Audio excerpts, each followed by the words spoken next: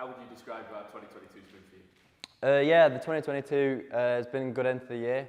I thought I started off quite slow, but then as I started to plan my training like a little bit better and didn't really put too much pressure on myself in the tournaments, I started to feel like I was getting the better results, and then got a few titles here and there towards the end of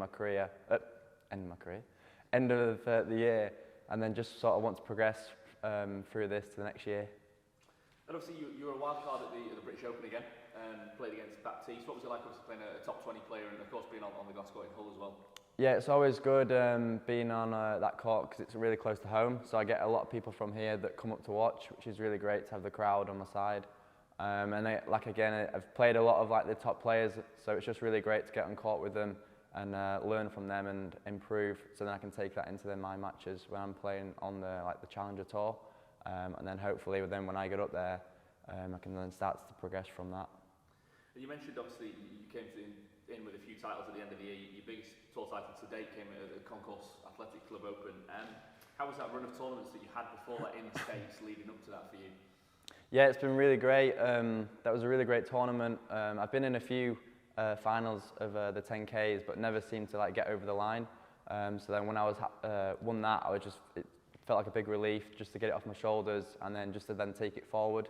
So then the next tournament where I didn't win it, but I got to the semis of the 30K, which was just good to then carry on that form.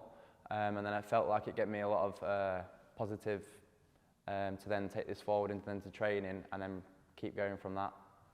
Of course, mentioning the States, obviously you're splitting your time sort of now a bit more in the US and yeah. the UK. So how are you finding that balance between the two? Yeah, I quite like it. It's a good environment over there. I get on with some different players, and my cousin lives there, my girlfriend lives out there, so there's a few places where I can stay. So it's kind of good to have maybe a month or so out there, and then come back here, and then get on training with different people here as well. So I'm enjoying sort of traveling around and then getting on court with new people as well. So yeah.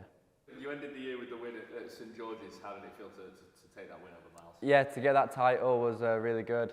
Carrying on to get another 10K win was great. Obviously, like I said, a good end to the year. So then after that, I could then just relax, have a little bit of time off towards Christmas, and then get the training back up, and then carry on this form going into next year, feeling quite strong and positive. Is that sort of the main goal for sort of the rest of the season? Obviously, you've been hovering around the 65, 70 mark in the rankings. Yep. You want that form to continue to try and push up into the top 50? Yeah, definitely. I want to keep getting these titles and getting a few wins over these big players to then try and get myself up there around that top 50 level, just so then I can try and get into these big events more often. And then I feel like once I do that, then I'll start to then kind of creep my way forward. But it's just sort of sticking with it, trying to get through this little part, but then by not putting too much pressure on yourself, trying to do that and forcing it, just keep enjoying what you're doing, and then hopefully them wins will come.